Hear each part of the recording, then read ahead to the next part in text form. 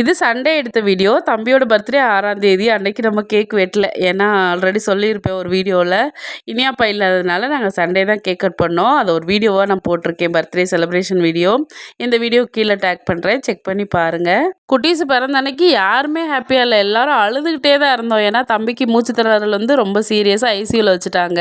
6ஆம் தேதி பிறந்த குழந்தை காலையிலே பிறந்துட்டா 9:30க்கெல்லாம். ஆனா எனக்கு கையில முழுசா ஒப்படைச்சது 14ஆம் தேதி தான். அது வரைக்கும் ஐசியூல தான் இருந்தான். அதுக்கிடையில நான் போய் ஃபீட் பண்ணிட்டு குழந்தைய பார்த்துட்டு அங்கேயே குடுத்துட்டு வந்துடணும். கையில குடுக்க மாட்டாங்க. அந்த மாரி ஒரு நிலைமை யாருக்குமே வந்துரக்கூடாதுன்னு இதுவரைக்கும் நான் ப்ரேயர் பண்ணிக்கிட்டு தான் இருக்கேன். இத வந்து லாங் வீடியோல நான் ஷேர் பண்றேன். அப்பதான் என்ன நடந்துச்சுன்னு உங்களுக்கு புரியும். நைட்டு மீன் குழம்பு வச்சு மீன்லாம் வறுத்து சூப்பரா சாப்பிட்டாச்சு. ஒரு சிஸ்டர் ரொம்ப நாளா கேட்டுட்டு இருக்காங்க. இந்த கேலண்டர் ஆர்கனைசர் எப்படி செய்றதுன்னு ஒரு வீடியோ போடுங்கன்னு. அவங்களுக்காக தான் இந்த வீடியோ. ஒரு 3 கேலண்டர் அட்டை எடுத்திருக்கேன். 4 கார்னர்லயே நல்லா ஹோல்ஸ் போட்டுவிட்டு டைட்டா இருக்கிற கயிறு விட்டு நல்லா கட்டிறணும். உங்களுக்கு இடையில கேப் எவ்வளோ வேணும்னு வச்சு கட்டிக்கோங்க. அட்டைக்கு மேலே ஒரு முடிச்சு, கீழே ஒரு முடிச்சு இந்த மாதிரி போட்டுட்டா தான் அட்டை கீழே நழுவி வராம இருக்கும். நல்லா அட்ஜஸ்ட் பண்ணி டைட் பண்ணிக்கோங்க. அவ்வளோதான், சூப்பரா ரெடி ஆயிடுச்சு. ட்ரை பண்ணி பாருங்க.